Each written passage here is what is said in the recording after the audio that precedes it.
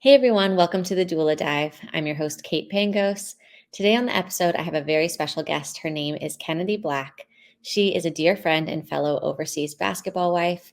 Most importantly, mom to 3 beautiful children. On the episode today, we chatted about an induction that led to a C-section delivery with her first child, how she utilized a postpartum doula to help in her recovery, how she found out about vaginal birth after cesarean and made the decision to go for a TOLAC or trial of labor after cesarean with her second birth, and finally, her very speedy third delivery. I hope you guys enjoyed today's episode. I was so thrilled that Kennedy was able to come on and share her story about having a C-section and then having 2 VBACs following that C-section. I think it's so important to educate others that have had C-sections that there is the option to go for a vaginal delivery if you choose to do so. So just make sure you do your research and talk to the right doctors who are willing to help you and empower you to have that vaginal delivery if that's what you choose. Thank you so much for listening. If you have any questions, comments, suggestions, or requests, or want to know more about vaginal birth after cesarean, please let me know in the comments. I love chatting about everything birth and educating you guys so that you guys can feel confident going into your own births. So without further ado, let's dive in. Okay. Hi, Kennedy. Hi. Hi, Thank you so Kate. much for coming on the podcast today. I'm so excited to chat with you. I'm so excited to be here. Thanks for having me. It's been such a long time since we talked recently, so I'm excited to talk a little bit. And for all of you that don't know me, my name is Kennedy Black. My husband plays professional basketball, and right now we're in Italy. I know. I'm so excited. It's crazy because I was thinking about it. Like last time I saw you, you had just had your second baby, really, and you were coming over to Russia, and now it's like you already have 3. I know it It's went by crazy. so fast, so Yeah, it crazy. really did. Yeah. So anyways, I'm so excited for you to tell your stories. And I think that they're going to help a lot of women.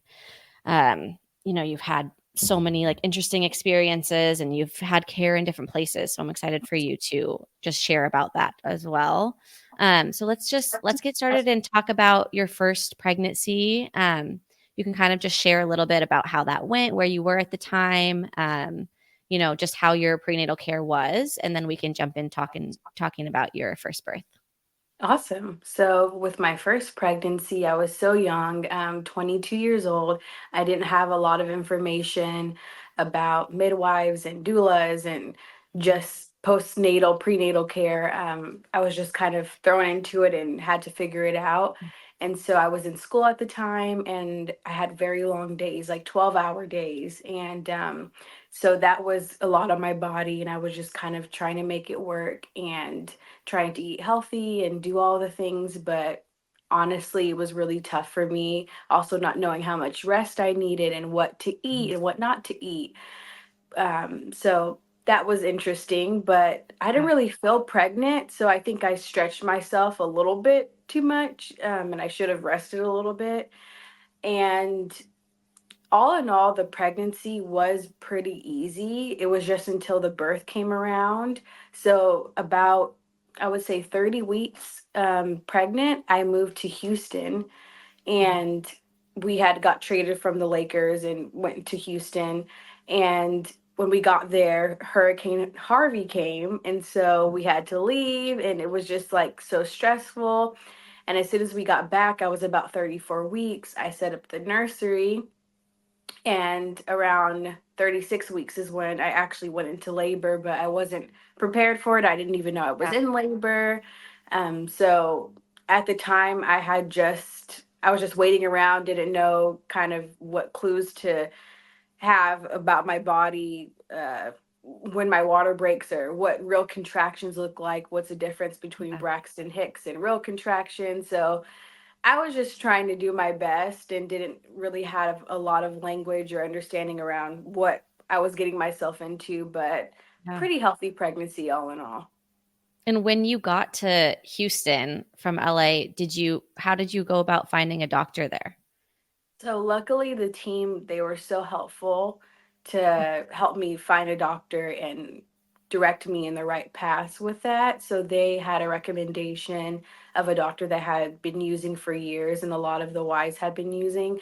So I Mhm. just went to that doctor, and she was really nice and accommodating, and still feel like, she did the best she could, Yeah. given the fact that I wasn't her patient through my whole pregnancy. So we had to catch up on all of that Mhm. and give her my medical history, but that's how I found the doctor.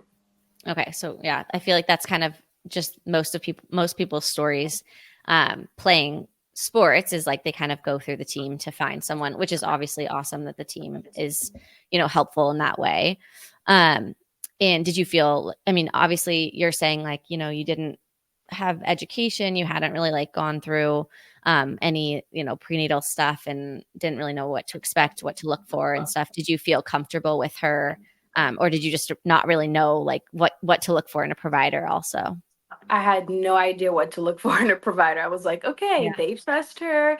I guess I should trust her. And that was just kind of the end in the beginning for me as far as that goes. But I did feel a warmth feeling. And so I was like, okay, I feel safe, but I don't know if I understand the gravity of what my body is about to go through, and Yeah. the conversations that should be had before that Right. happens. Yeah. Yeah, yeah, that totally makes sense. I feel like that's so common, unfortunately. But um, so you went into labor. You went into labor early, 36 weeks. Yes, And early. what were the signs that you had that you were going into labor? How did labor start for you? So the night before, he had a game, and I was at the game just feeling super achy and tired. And I was like, maybe I Mhm. just need more rest. I've been going. Got home. I was super emotional. It's actually a funny story. We had went to Whataburger after the game. Okay. Do you know what Yeah. Whataburger is? Uh-huh. Yeah. And that pregnancy, I was super fixated on Whataburger taquitos. Oh my gosh. And so I was like, we have to go get a taquito. And he was like, okay, we can try. And then um they don't start serving taquitos till like 11 o'clock or something like that. And so we were like 45 minutes early. He was like, I was like, we have to wait. He was like, we're not waiting. And I just cried and cried and cried. He was like, just get something else, like it's okay, like order a burger, french fry. You like french fries? I was like, no, I need the taquito. He was like, but we have to go to sleep. And so I knew something was off because I was Yeah. crying over a taquito. And then I get back home, and we finally wind down. We go to sleep, and around 3 in the morning, I started having what I thought were Braxton Hicks, but they were more Okay. intense. And I was like, okay, these seem different, but I'm unsure. So I'm just gonna write them out, and if it ends up being something different, I'll let him know. And Yeah. so by 7 o'clock, I was like, they were getting picking up, and I was like, okay, maybe I need to let him know, but I'll wake him up at 8. Then my water broke, and I was like, oh, I've been in This is it. labor. Yeah. Oh my gosh, that's so funny. So then did you go right into the hospital at that point, or were you like laboring at home for a while after that? So as soon as my water broke, I would say within 2 hours we were at the hospital, because Okay. like I said, I didn't know what to do. I was like, all right, I've watched the movies. They say when your water breaks, you go to the hospital, or your water breaks, you go to the hospital. So Yeah. I was like, let's go. So we got to the hospital. They immediately admitted me because my water was broken. Mhm. And this is when everything kind of started to feel like a dream almost, Okay. because it was a lot of information being thrown at me. And they were like, okay, this is what we're going to do. This is a plan. And I didn't have a birth plan. I was just like, okay, just going with the flow. And then Yeah. they were like, okay, since your water's been broke since 7, I think at this point it may have been almost like 11 o'clock, closer to 12. I don't know if this is correct information or not. I can't remember what I read up on it, but they were saying, oh, it's unsafe for you to keep laboring with your water broken. So we have to give you Pitocin. They told me I had to take Pitocin. And I didn't feel comfortable with it, but I hadn't did my research. So Mhm. I didn't know, like, I didn't have to do that. But they told me I had no choice. Oh, that's so interesting. And who was telling you, like the nurses, or was it your doctor that was there now? It was the nurses and the doctor on call. So my Okay. doctor was not there. She wasn't going to come till later. I don't remember what she had going on, but there was a doctor on call.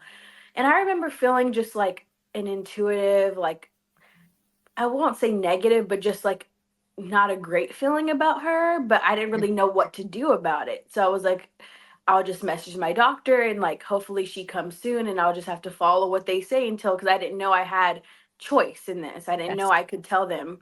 Yeah. And so I was like, okay. So I talked to Tarek, and also he did not know. And he was like, all right, Yeah. let's just, do what we can and make the best informed decision. So we got the Pitocin, and of course, the Pitocin kicked up my contractions. Yes. And so I was only like 4 centimeters. Oh my gosh. And by that time, so my contractions were so intense. And I at this point, I'm scared Yeah. because I don't know what's going on and I Yeah. have a lot of fear. And so I was like, they're like, do you want the epidural soon? Because it's going to do this and this and that. And you're going to be in so much pain. And I was like, oh my gosh, I don't want to be in so much pain. So yeah, I'll get the epidural. So Mm. within an hour, I had received Pitocin and an epidural. Oh my And gosh. so I would say by 1 p.m., my blood pressure was like 180 over something. It was Oh, through the yeah, roof. I'm sure. And baby's heart rate kept dripping. Baby's heart rate kept dipping. Yeah. And then everyone's freaking out. And I'm Hmm. like, what's going on? I was fine. Like, Yeah. what was the catalyst for the blood pressure? And I'm a young mom. Like, I shouldn't be Yeah. having blood pressure issues. And so Yeah. Yeah. then within 15 minutes, they told me, hey, you're having a C-section.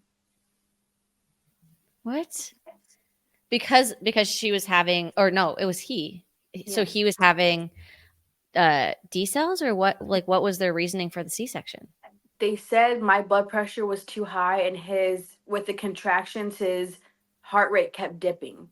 I don't know exactly the terminology for it, but they said Yeah. that his heart rate slowed down so much Yeah. it made them nervous, and they didn't Yeah. know why. Oh my gosh, that is so crazy. So you had no issues in during your pregnancy with any of this stuff, right? No, I didn't have blood pressure issues. I didn't have, yeah, nothing to pinpoint this prior. I was shocked.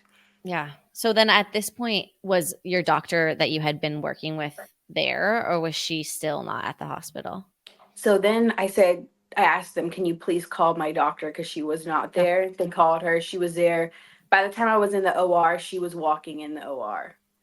Oh my gosh. So you had to go into like you had to make that decision before she got to the hospital. Yeah. Oh my gosh. Okay. And then was she the one that did the C-section? Yes. Which made me feel better. Yeah. Hmm. And how did that go? How was your C-section? So I don't really know what the baseline for them is, but for me, I think it was a pretty good one. Like, I stayed awake the whole time. I already had the epidural, so I guess that's a good thing. I didn't have to get knocked out cold. Yeah.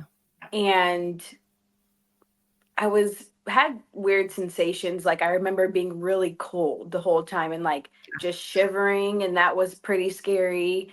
They didn't Mhm. tell me any of this, like, hey, you may be cold. This may happen. They didn't tell me anything. Yeah. So I'm like, what's wrong with me? Why am I shaking so much? Yeah. So then they pull Naeem out of my stomach, and they didn't tell me any of this, but he was blue when he came out. He wasn't breathing. And so they were stitching me up, and they were like, hey, told Tarek, come with me. So Tarek basically saw him take his first breath. Oh my gosh. And Tarek assumes that maybe he had the cord around his neck or something, but they actually never told us. They never disclosed any of that information to us. They didn't Oh, tell us that's what so happened. crazy. Okay, that's so crazy. I wonder if they just like didn't know, or I don't know. That's so wild that they didn't say anything to you guys about that. Um, Yeah. were you able so because he was blue, were you not able to do like skin to skin or anything like that after? No. Mm-mm. Okay. That was really tough on me. I didn't actually meet Naeem till 2 days later. Oh my gosh. Oh my gosh. So what was the reasoning for that? Did he have to go to the NICU? So he had to go to the NICU because he was Okay. blue and a valve in his heart was not fully closed, Okay. as well as he had a little bit of jaundice and some temperature regulation things going Okay. on. So because of that, they sent him to NICU. And because my blood pressure was so high, they had me on magnesium, and you can't leave your bed And Okay. so, and at this point, also they told me I couldn't eat food. So since Waterburger to then, I hadn't ate any food. Oh my gosh. And so then for a day and a half after that, no food, just ice. Oh So my I god. had been fasting for a day and a half. And so I would say he went to NICU. They took me to this dark room, to like after the operation. Tarek told me a little bit about what happened. Then I just remember sleeping and sleeping and waking up the next day like, I don't even know what my baby looks like. Like, where's the baby? Oh my gosh. Yeah, that's so hard. Yeah. That is so hard. So how long did he have to stay in the NICU for after that? For about a week. For about a Okay. week. Okay. Um, I remember calling my doctor, telling her like, "Hey, they haven't let me go see him. Can you please like take me off the magnesium or make a way for me to go up to the NICU?" And so she Yeah. immediately did that, and she was so accommodating. She also like told them to keep me in the hospital longer, and so I didn't have to leave him in the NICU and go home. And so I got to stay in the hospital as long as he was in the NICU, and that was really nice. Yeah, that is so nice. That's great that she was able to do that. And like you advocated for yourself and asked to do that, because Yeah. otherwise you might have not seen him for the entire week. Yeah. And they Uh, gave him formula without asking me. oh, that's so hard. My gosh.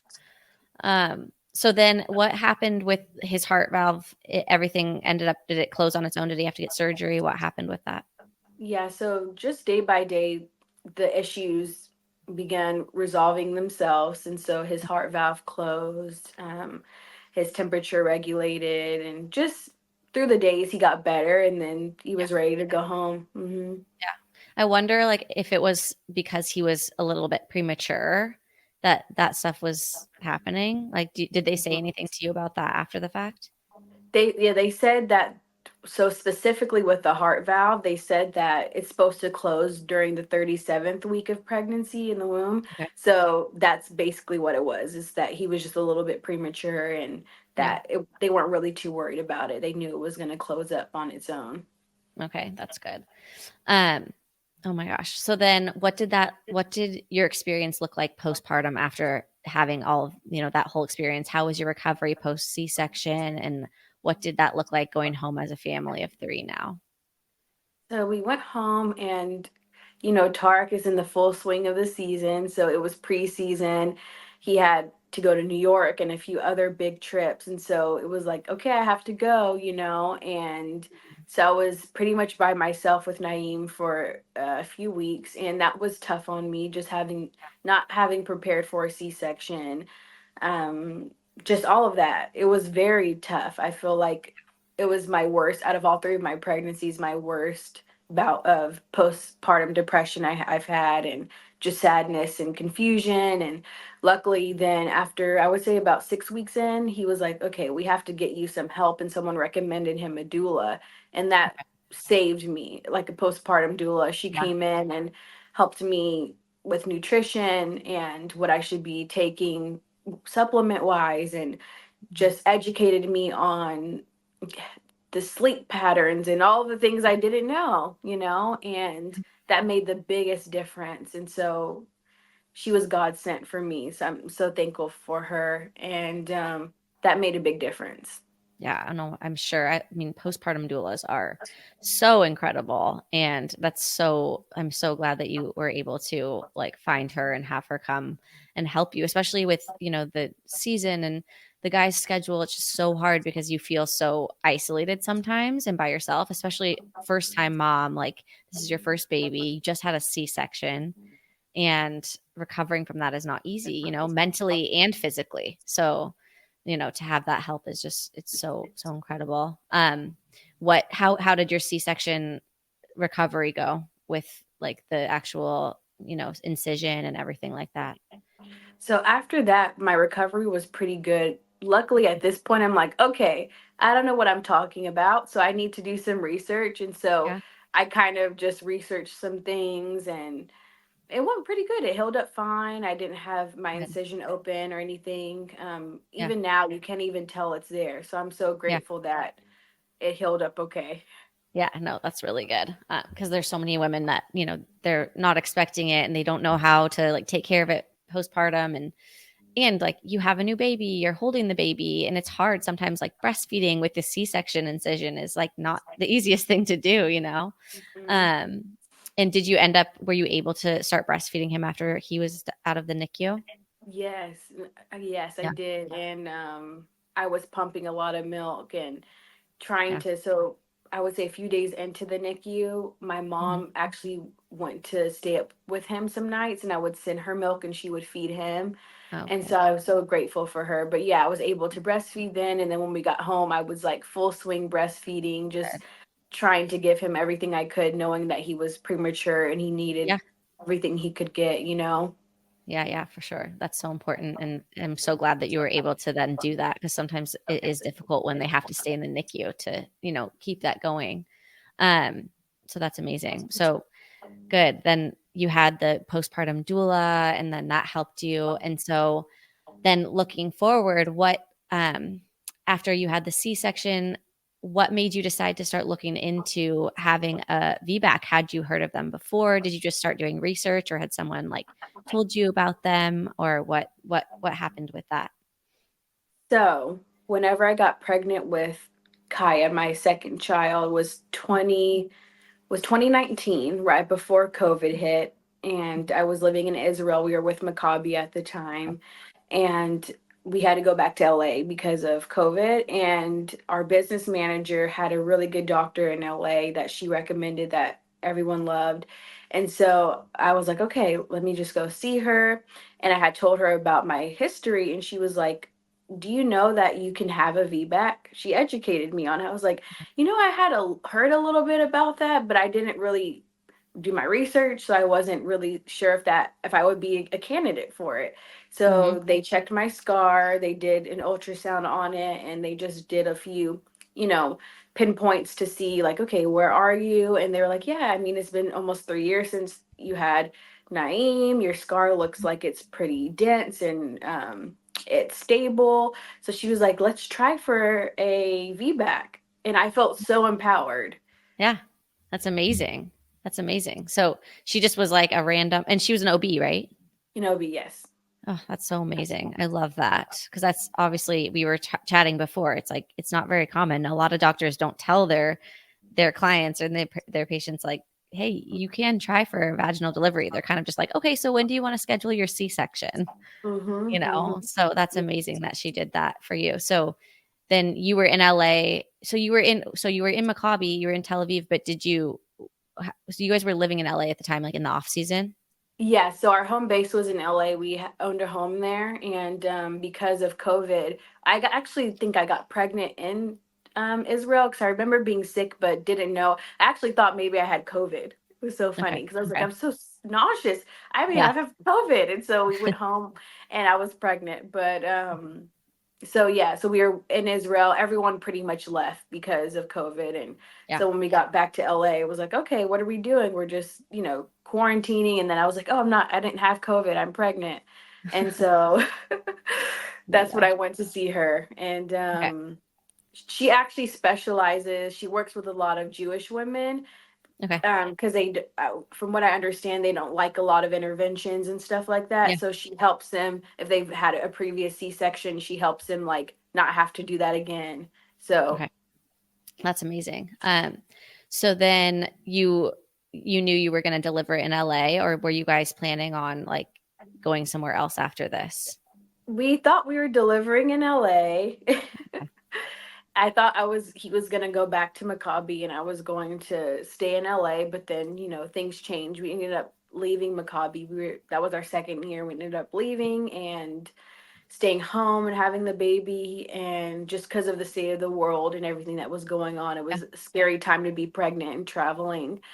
And Hmm. so but in the midst of all of that, we decided to move to Dallas. And so we had a big move during my Yeah. pregnancy, and we left LA, went to Dallas, bought a home there.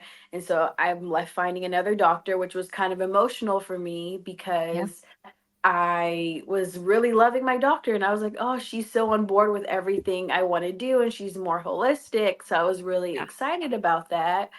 And so I had just been praying. I was like, okay, I need to find a good doctor in Dallas. There must be someone. And so Jessica AC, actually, she's her and her family, they live in Dallas. She's from there. And so I asked her, I was like, do you have a good doctor? Because she had was also pregnant that Okay. year we were in Maccabi. And she was like, yeah, my doctor is super good. And she takes on patients late because she understands basketball. And so I was like, awesome. And so I went to her, and she was like, kind of like, okay, do we do another C-section? More kind of letting me make the decision. Yeah. And I told her, I was like, look, my other doctor, this is what she said. I'm not saying you have to agree, but would you be on board if this were my decision? And she was Yeah. like, sure, let's go for it. Like, as long as you're healthy and everything's going okay, then I don't see why you can't. Yeah. I love that. That's awesome. So then, and you didn't have to look for anyone else. That's so nice that was the case and you like found someone that was on board with it right away. Yeah. Um, and so she was also an OB, right? Not a Yes. midwife. Yeah. Okay. Also can be. Okay. And then what, like, I guess I'm curious, like, how did that work? And I didn't ask this with your first pregnancy, but a lot of people in the States, it's like, you go to these hospitals and you're on, like what you were saying, the on-call doctor saw you when you went into labor. Was that the same in Dallas? Just as far as like when you go into labor and you go to the hospital, was she coming to meet you at the hospital, or was it something where it was like whoever's on call is going to see you? So, funny story. So, this is how it happened this time. I went in for my 38-week appointment, Okay. and I told the doctor, so she actually had COVID. My doctor had COVID around this Oh my time. And so I had gosh. to see another doctor on call, which I was Okay. fine with. I was like, okay, whatever, just give me a checkup. Yeah.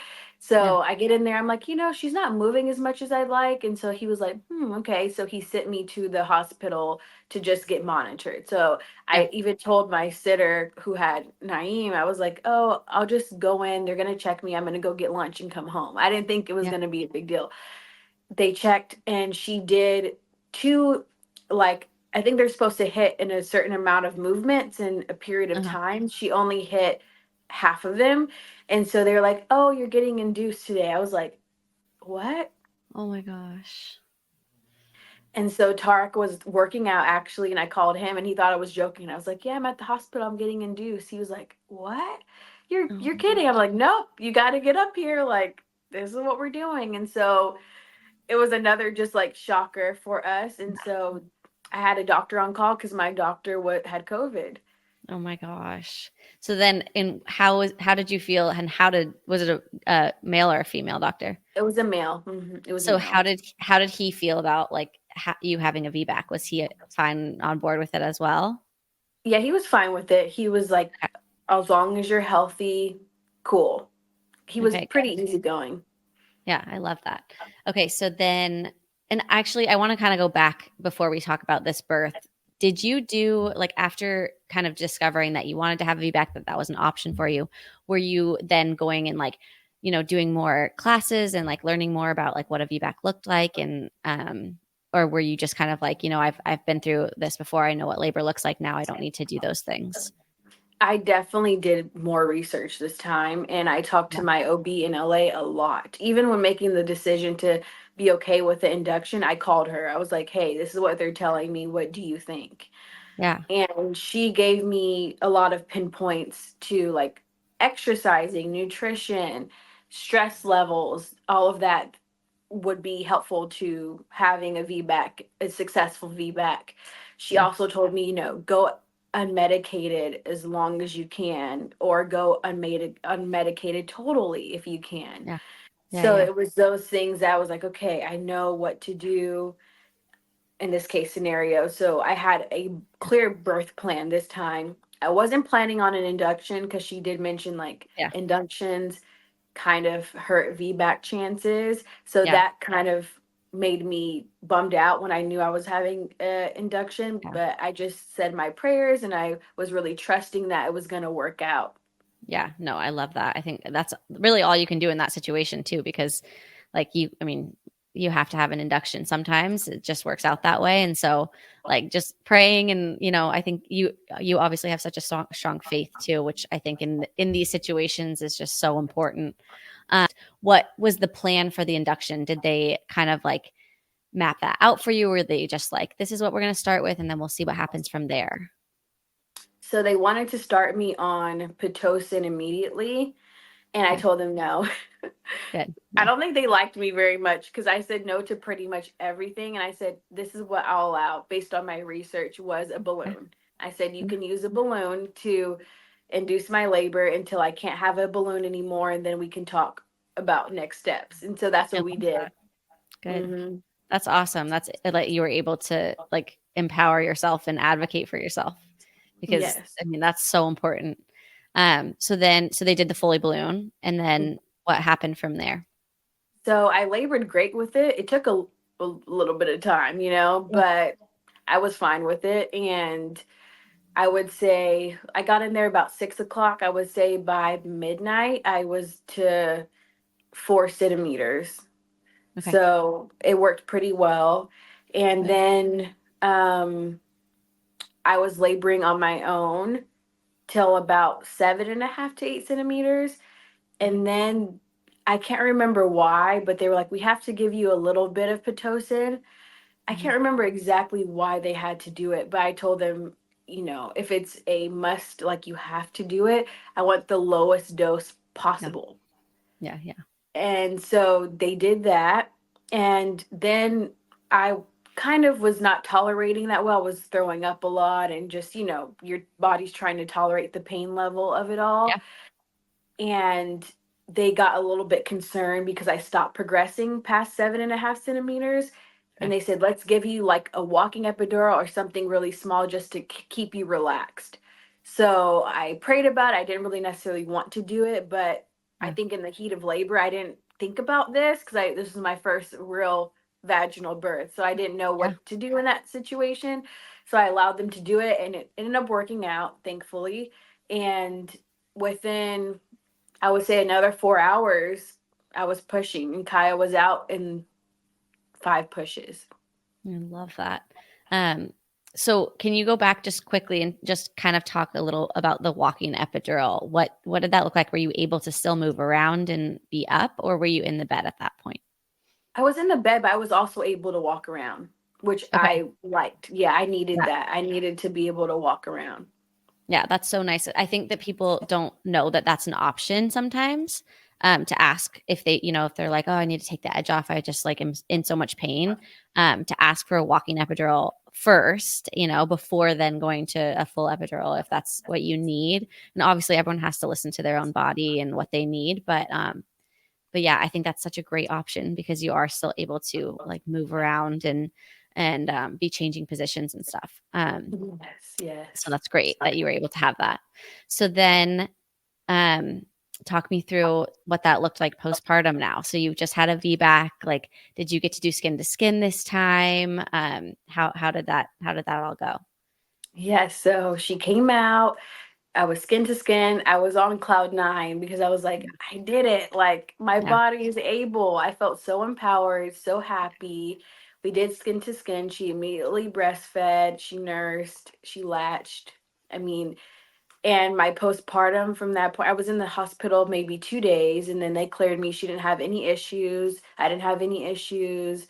I did tear a little bit, um, but it was like a first degree tear. It wasn't too Yeah. bad. A little bit of stitches, and we went home, and she did great. Like, I did great. I don't really have anything negative to say about that postpartum. I Yeah. felt just maybe because it was like this actually happened. I actually Yeah. got to have the VBAC. I was Yeah. just very happy about that. And that helped a lot with my confidence going into caring for her, knowing I didn't have an incision to care for, knowing I could Yeah. do things I could not before.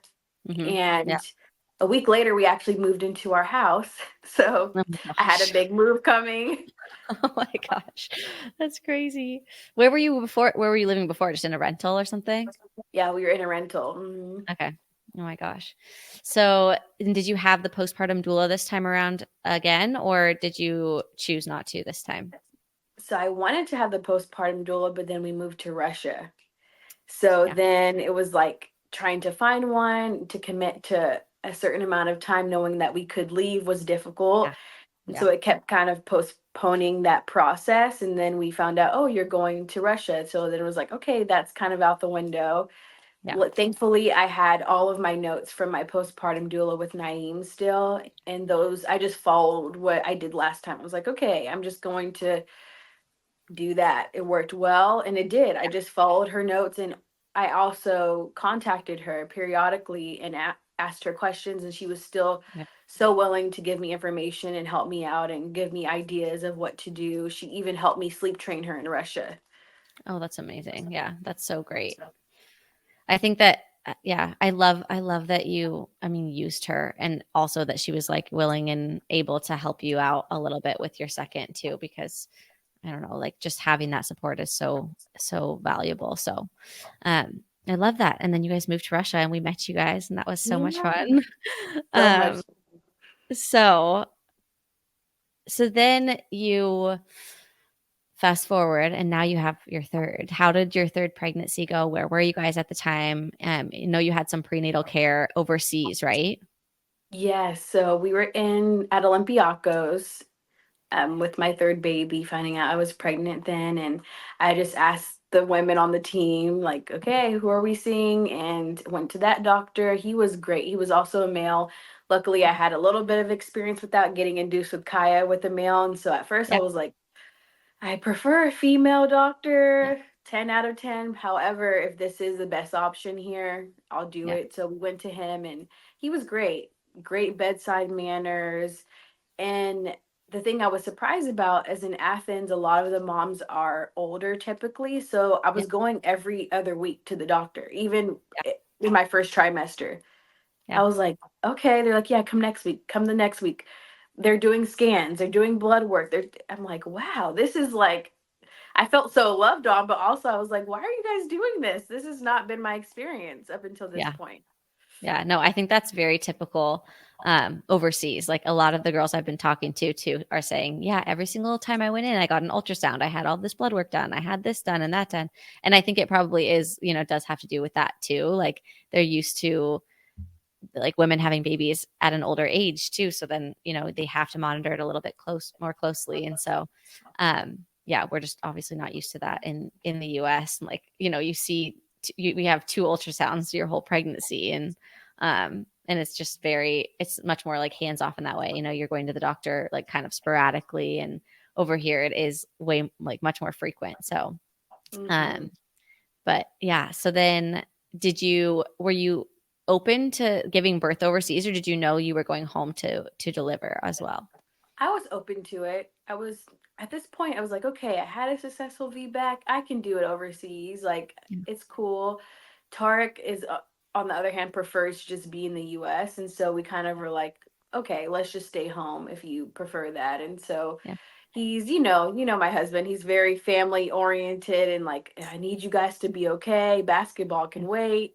So Yeah. that's what we did. We just ended up seeing that doctor in Athens. And then when the season was over, I contacted the doctor I went to with Kaya. I was like, hey, coming back to Dallas, will you take me again? Yeah. And she said she would. And I actually started researching some midwife options as well, but some of the midwives were saying like, okay, because you are a VBAC candidate, we don't really know how we feel about you having a home birth or doing it in here because of the risks associated. So I Okay. couldn't actually find a midwife that was okay with me being VBAC. Okay. And so because of the time window and everything I had in between, I had to go with the Dallas doctor. And also, a Yeah. part of the story I'm missing is in between Athens and Dallas, I actually was in LA for 8 weeks. So I Oh my saw gosh. my LA doctor for Okay. a few weeks while I was in LA. I was like, I'm just here. Can you just check me up for, Yeah. once or twice? So she Yeah. did. So I got to see her and check in with her. Then I went to my Dallas doctor, which Oh my gosh. also kind of hindered my chances of finding a midwife that would Yeah. feel comfortable taking me on. So Yeah. No, that is sometimes difficult to find when you have had a prior C-section, to find a midwife that's like, yeah, okay with this. But I'm actually kind of surprised, because I feel like they are, normally they're like very open to that, and they have a plan usually, like if you are going with them in a birth center or something like that, to transfer to the hospital. But Dallas is also just so big, so like maybe with the traffic and all that stuff, it's a little more difficult to do that. I don't know. yeah, maybe so, because we live in North Dallas and my doctor was in downtown. And so the commute to get is about, in traffic, it can be an hour. So, Yeah. So that makes it like a little bit more tough, because I remember um when I didn't know where we were going to give birth to our second after I'd had the C-section. We were in Scottsdale, and I was like, okay, I'm going to find someone here just in case we're in Scottsdale, because I didn't know at that point where we would be. And there was a birth center with midwives that were willing to take me on as a VBAC. But the transfer to the hospital was like, it was basically across the street from their birth center, so it was so easy if I needed to have a C-section. So I think they were, obviously that made it more comfortable situation, because they were like, okay, well, if something happens, then we can easily just take you over there.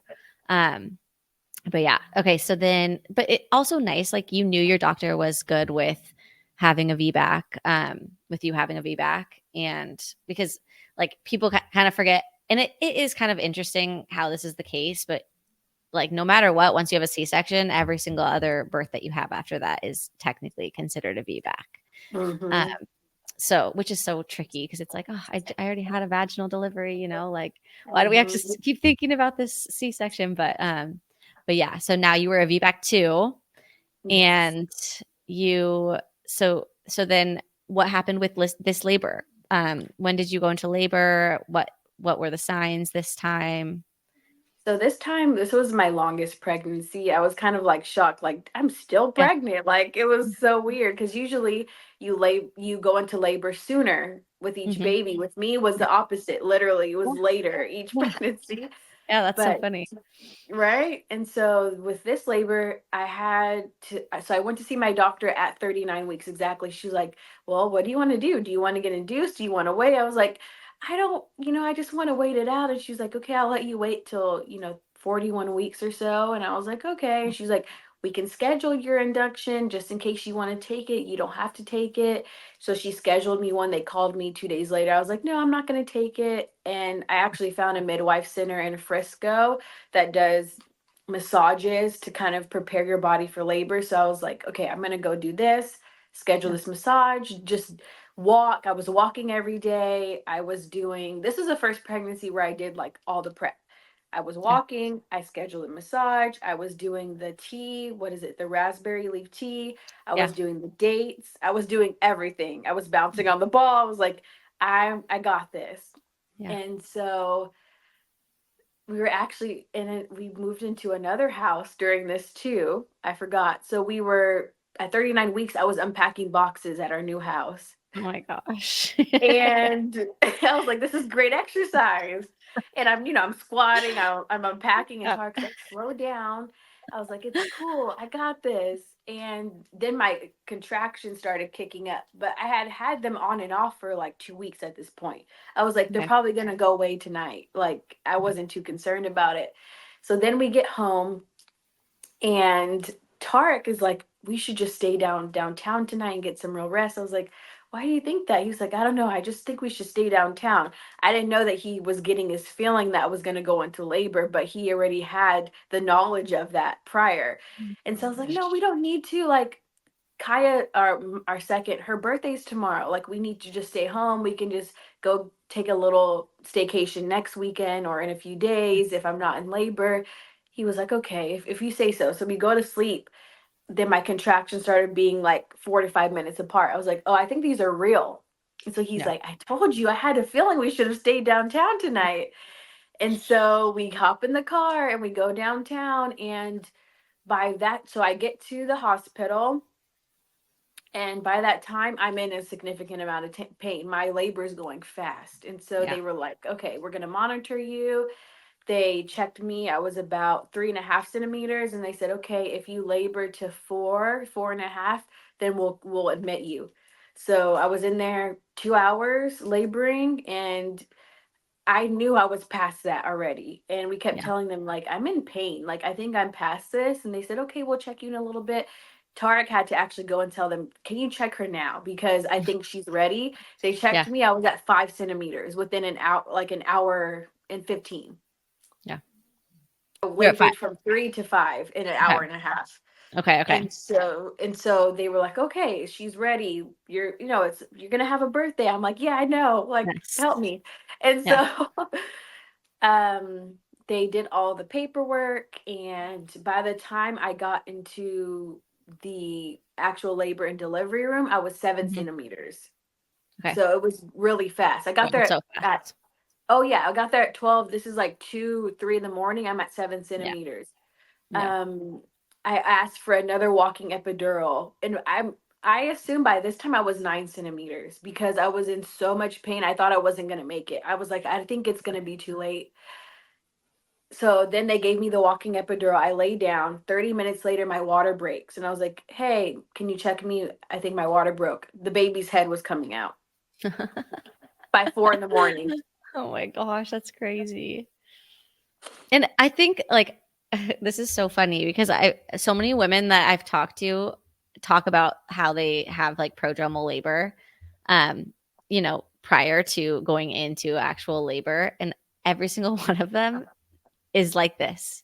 Like Really? they have such fast labor. So it's so interesting listening to these stories because like I'm just, I think obviously people talk, you're saying like, oh, I had contractions on and off for this long. And I think we always go, oh, it's like false labor, but it's still preparing your body for labor, and it's still like Mhm. helping to thin everything out and get everything ready. So I think that, when that happens, it's kind of like frustrating at the time because you're always like, oh, like, why isn't this happening? Why isn't it like, why doesn't it continue? But I think it's all good. It's all like prepping Mhm. your body and getting your body ready. So that's incredible.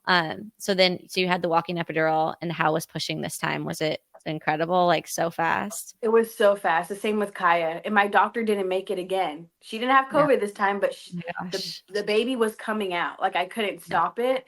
Yeah. And I was like, oh, I feel like I need to push. And they said, we called your doctor. Just wait 10, 15 minutes. I said, I can't. Like, Yeah. she's coming out. So Yeah. the nurses delivered her. And then she came in. My doctor came in 2 minutes later. She's like, whoa, that was so fast. And even the doctors and the nurses from, I think it's triage, is at the beginning Yeah. Yeah. portion. Yeah. Yeah. They Triage. came over and they said, yeah, they told us that the lady had her baby. And I said, that lady? And I was so shocked. I was like, yeah, Oh I'm my that gosh. lady. Yeah. That's so funny. Yeah, when they checked you in, they were probably like, "Okay, like, yeah, whatever, it's just gonna take a while. Don't worry." Like, Yeah. no rush. And you were like, "No, I need to go into a room now." Yeah. Yeah. Um, oh my gosh, that's crazy. So then postpartum, what did that look like? Was it kind of like similar to your second? Was it different? Anything that was like significant that happened? I was in a lot more pain this postpartum, which I wasn't Okay. prepared for. Yeah. I think that because I talked to my doctor about it, and she informed me that with the third, fourth labors, especially if you're breastfeeding, it's a lot more pain with breastfeeding. And also because my birth was so fast, Mhm. my body felt like it got hit by a train. I was Yeah. shocked, but I didn't expect that. I was like, oh, fast labor, fast recovery. Whoa, my body just felt so fatigued and so sore. Like my shoulders, my everything hurt. Yeah. So that was different, but I Yeah. just took some rest, and I would say for about 2 or 3 weeks I had like what felt like labor pains Okay. when breastfeeding. So that was interesting. Yeah. Um, but other than that, I recovered pretty well, but it was, I would say, my hardest physical recovery. Even Okay. even from the C-section. The C-section was just different because it was a Seriously. major surgery, but Yeah. like how my body actually felt, this was the hardest. And maybe because I'll be 30 this year, I heard that changes Yeah. things when you get older, so that could be what it is as well. Yeah. Um, but yeah, and then having two other littles, right, to Yes. care for that 100%. need your attention. Yes. So, Yeah. but this is the most confident I felt with the baby. Like, I feel like caring for this baby, it's It's great. just, yeah, I love that. Yeah. And you just have so much more knowledge and, you've been through it before. You know what to expect, you know what to do. And post, did you use any help postpartum this time around? Or were you kind of just like, I got this now? Yeah, I was like, I got this. Yeah. I kind of just went with the flow and listened to what felt right. And I remembered what I did before, what worked, what didn't work. And yeah, Yeah. I just didn't feel like I needed as much support as my previous ones. But because I've Yeah.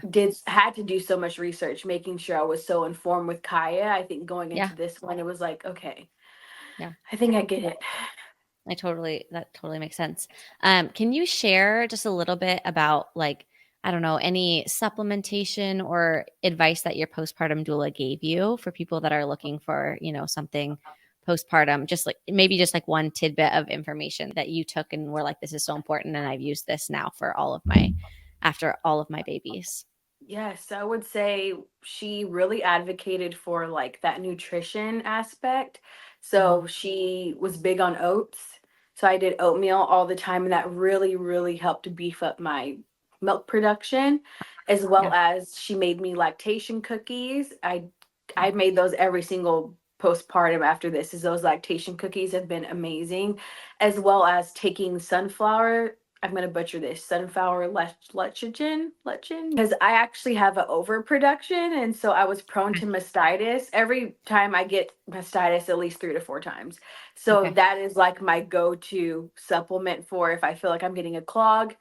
You know, I Okay. take that supplement, and she was big on taking my postnatal supplements Okay. and doing detoxes for just the epidurals have yucky stuff in them, so detoxing those things and all the baths and things like that, and magnesium was really big.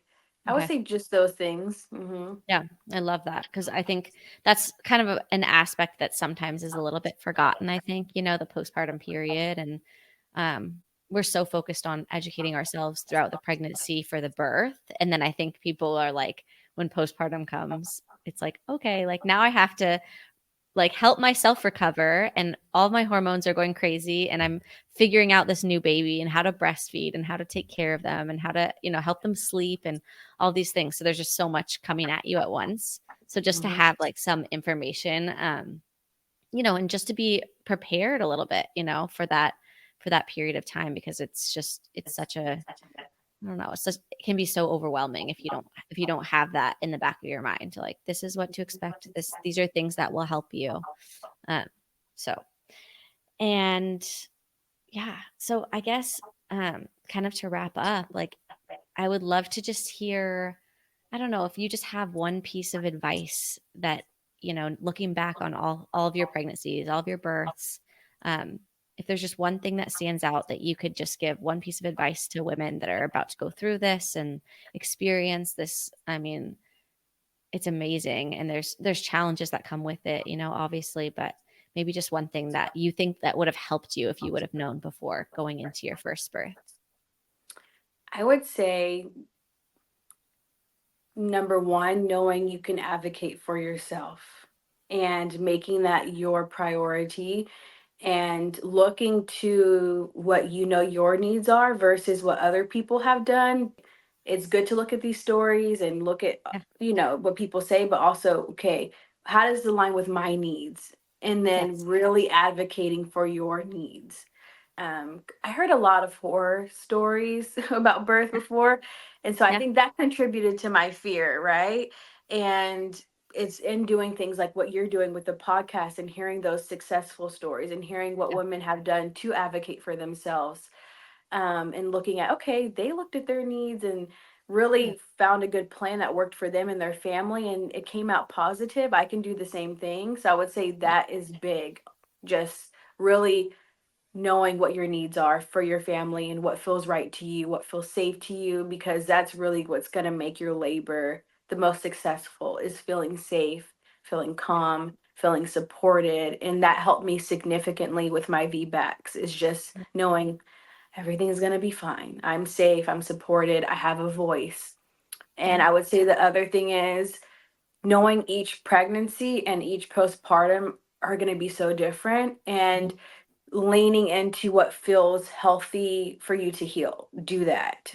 Or, Yeah. what feels healthy for you to be in your pregnancy. Like for Naeem, I didn't do barely anything, and that felt right for me. With Kaya, I did a little more, but really, like, I needed to just rest and be with her. And with this pregnancy and postpartum, I baked, I cooked, but that felt right for me. Yeah. So I would I say love 2 weeks that. after, I was baking pies and cookies and making my lactation cookies and trying new postpartum recipes to help nourish my body. And that felt so fun for me.